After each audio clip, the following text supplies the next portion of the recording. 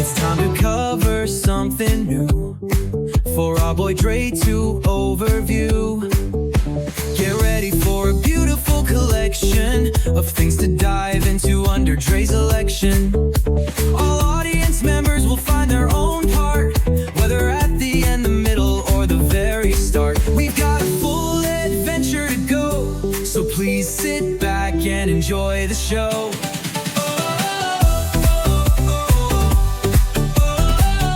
2005 and 2006. These will be the only years in this video that are linked together. I was born in 2005 on October 10th. There was one thing I struggled with on a daily basis during my birth year and my first full year in the world, which was having severe stomach pains, which led to me screaming and crying for hours every day with no end. According to my mother, it is believed to have been caused by acid reflux. It started to get better in April 2026, making my second half of the year much better than the first half. But still, those days weren't only brutal for me, but also for my parents having to deal with my constant screaming. 2007. This was probably the year of my life which I had the least trouble with anything. I was very chill when I was 1 and when I first turned 2. The only thing I can think of that was trouble for me was being clumsy, which led to me getting hurt sometimes, which may have been a bit scary during those moments. But aside from that little thing, there wasn't much else that I had any problems with. 2008. This was the year when I went on a turning point. I was diagnosed with autism by the doctor, and everything started to change. My mood was going sour, I was starting to have a lot of behavioral issues, and I was unwilling to eat anything. It was a concerning time, and the upcoming years were going to be long for those around me, and we'll get to those years. My pediatrician tested out to see if I had autism by taking a pack of crayons away from me, and that didn't end well. 2009. This was the year I started preschool. My first day was in April of 2009, and on one of my first few days, I destroyed everything in the classroom. It wasn't a nice way to start. Being new to school was a tough thing to adjust to. I would say that was the hardest thing for me about this year. Luckily, I had the teacher I had to help me through it. In fact, I just had a visit with her in June this year, and I'll get to that more later. 2010. When I was little, doing what I was told wasn't always an easy time. This was the cause of a lot of my severe behaviors in the stories I can remember from 2010. When someone told me to do something I didn't want to do, my defiance would take over, and I would cry or even take it out on the other person. This caused me to have one of my most infamous moments when I got sent to the vice principal's office one day, and some of the people watching this may know that all too well. I believe I might have had oppositional defiant disorder, which actually is a thing, but I was able to overcome it as I got older. 2011. You know how a lot of little kids are. They want things the way they want it, and that's it. That was certainly how I was back in the day. I totally lacked flexibility or patience. If something wasn't exactly the way I wanted it, I wasn't having it, and I would typically throw a fit to get everyone's attention. Not to mention, I couldn't stand any kind of change. I even went through a phase where I'd go back and forth saying I want something and I don't want something, which my mom would call the baby game. But as people would tell me, the world doesn't revolve around Dre YouTube 584. Except for that last part, but you know what I mean. 2012. I've talked about in my 7 struggles with autism how my autism has caused me to become sensitive to certain noises. While that kind of issue existed in my prior years, it became far more prominent once 2012 started. Loud noises were already a sensory trigger for me, and eventually, my neurons started to process certain sounds as being a noise overload when sometimes they weren't even loud at all. For example, if someone sneezed or laughed, it didn't matter the volume level, I couldn't take it back in the day. Same goes with screaming and crying, which is actually more of a trigger that carried on throughout my years. All of this has led to many of the behavioral issues in 2012 I had both in school and outside of school. But I was eventually able to overcome a good bit of these noises over time. 2013. Have you ever gone through a big mood swing before, where you constantly felt depressed, anxious, or angry for no apparent reason? or where everything set you off. I was doing better in the first 9 months of the year than my previous year since 2008, but then I went through a huge turning point throughout the fourth quarter of 2013, which means October to December. It was just a phase I was going through, but it was ugly when it happened. All of a sudden, I became fed up with everything not going my way, and this caused me to go through what may have been the most severe behavioral phase I've gone through, where everything made me explode. I made a video back in January 2022 where I talked about the month of November 2013 specifically, because that was the hardest point. But through some tough discipline, I was eventually able to break out of it. 2014. Something I remember from 2014 is that there were many moments throughout the year when I felt some of the most intense anger I've ever remembered feeling. It was not long before that I started to recognize what it feels like, but learning what it felt like to be angry only amplified the feeling. I can remember various different situations on individual days when I felt extremely angry in 2014, with some examples including feeling like I'm being ignored by my teachers, a student doing something to me I didn't like, feeling like something is unfair in a video game, disagreeing with a fact I was told about, and seeing someone do something that feels way out of their usual character. I had a lot of trouble coping in those situations and needed help from adults for management. 2015. This was a year that marked a point where a lot of the extreme behaviors I had before went away. But there was something I still had to work on, which was the whining and complaining. At this point, I was starting to go into my pre-teens, and at that age, you know how kids can start to have a bit more of an attitude. That was likely what caused me to become more whiny, and sometimes I didn't even realize I was whining or complaining. And sometimes I would also have a disrespectful kind of attitude with adults. I even did it with my dad one day, which is something I probably wouldn't have had the audacity to do years prior. And let's just say, I got into some pretty serious trouble. Both the whining and the disrespectful attitude was the main thing that caused me to face negative consequences as a result of my behavior at school. But like I always say, it's something that I was able to get better with over time. 2016. When we get to a certain age, we develop a better ability of reasoning. But when you combine that with the sensory triggers I already had, it could cause me to strongly disagree with people a lot, which is something that happened with me frequently throughout 2016. Examples include if I thought that they were too old for it, if I felt they did it for a bad reason, or if I felt like they did it at an inappropriate time and place. In many of those situations, I had an explosive reaction because I was upset with that person, and the thought process I had would possibly make me dwell on it. In one particular case, it was for hours at a time, which certainly didn't make the people around me feel good. While this kind of thought process has went on into the years to come, I did develop a better ability at controlling myself and not dwelling on it for as long. 2017. In 2017, there was another thing I started to notice in retrospect about my sensory triggers, like the sounds people would make. It's that the ones which previously caused pure frustration started to additionally feel more stressful and overwhelming.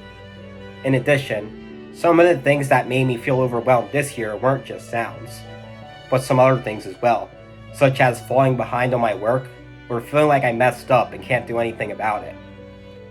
All these things were overstimulating for my senses overall. 2018. If there's any year I suffered through a lot of heartbreak, it would be that year. I mentioned how 4 years before was the year I felt overwhelming anger the most. In my case, 2018 would be the equivalent with the feeling of sadness. It's not like I went through any periods of clinical depression, rather, they were just individual moments.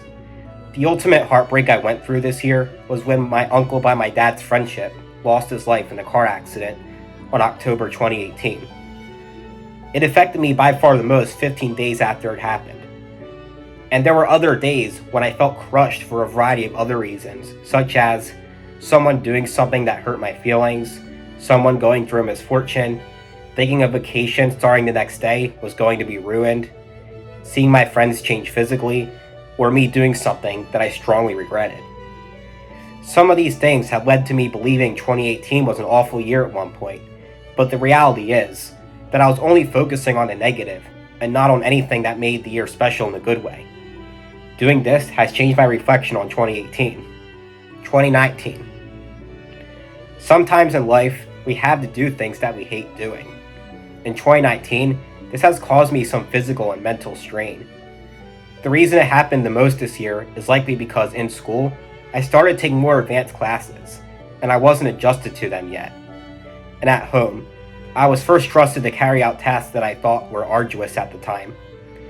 When it comes to the schoolwork, the difficulties I had with my work took place at home as well, when I had difficult homework to do. In one case, I spent 4 hours at home trying to do a single homework assignment, and it wasn't the best of times. Fortunately, during my high school years, especially my upper years, I didn't have this problem very often. 2020. The hardest thing about 2020 was the same thing for me as it was for most people: the COVID-19 pandemic. It gave me anxiety when I first heard that the world was shutting down. It was also the year I was graduating from middle school. Once I realized that it probably wasn't opening for the remainder of the year, I went into a total state of panic at the thought of everything we were anticipating that we were going to miss, which happened on 2 different days. Once I talked it through with my dad on a later day, I moved on from it. But my experience with the COVID-19 pandemic also had some potential side effects. The big one being that it likely caused me to have worse ADHD in 2020. Having difficulty focusing on important things has caused me to make a few mistakes that could have had disastrous results. And like a lot of people, it took some time to get my most usual personality back as a result of the pandemic. 2021. There were 2 main things that caused me to have a hard time on certain days in 2021. And they could be summed up as one thing: the words that someone speaks to you with can have a lot of power. There were certain days in 2021 which I upset or frustrated someone, typically one of the adults in my life, and they may not have handled it in the best way in the moment. I do think at this age, it was natural for people to expect better of me. And then there was another handful of days when someone told me some unfortunate news, scaring me or causing upset feelings. You may be wondering, maybe it was because people thought I was older and could handle certain things. I'm not sure, but I'll tell you I was able to make additional growth out of it all. 2022. Some of you may remember from some of my other videos, including my 7 struggles with autism, that in 2014, I started to let people using profanity become a sensory trigger. Then it became more serious every year, and in 2022, especially in the first half of the year, it was something like it never was before. That time frame was filled with outbursts and mental breakdowns, which were caused by people dropping the F-bomb in a certain kind of manner. It seemed like it went from being one of my bigger challenges to being something that dominated over everything I struggled with during that time. It's not that I was unwilling to accept that I was letting a single word affect me too deeply, although maybe I was sometimes, but for the most part, I actually wanted to change. Now I'll get frustrated with myself for acting so childish over a swear word and letting it impact my life that much. This was also the time I most actively talked about how good or bad all my days were. And I don't think dwelling on stories of people offending me with their language was helping. At least I had made a lot of redemption with it since that year. 2023. Do you ever have thoughts bounce around in your head? Overthinking is something that has become increasingly more common the older I got. That year was when it became more regular for me to take an idea, usually when something undesirable happened, and let it drive myself crazy. This type of thinking has led to me doing things such as taking unimportant decisions seriously. On one particular day, I was stressed about something I was overthinking about, and I didn't even know how to explain it. Anyways, I made a video the next year called Atypical Neurological Connections, where I dove into some things like that. And I started seeing a therapist in December 2023, and I explained some of those things to him. 2024. For those of you who don't know, this was my first full year as someone who is 18 or older. Becoming an adult can be challenging, with one example being hormonal changes. What led to me giving that as an example was something difficult I went through in the first 2 months of 2024, which you may have heard me talk about before. I really liked the girl I went to school with, and it eventually turned into an unhealthy obsession where my mind was preoccupied and I couldn't stop stressing about her.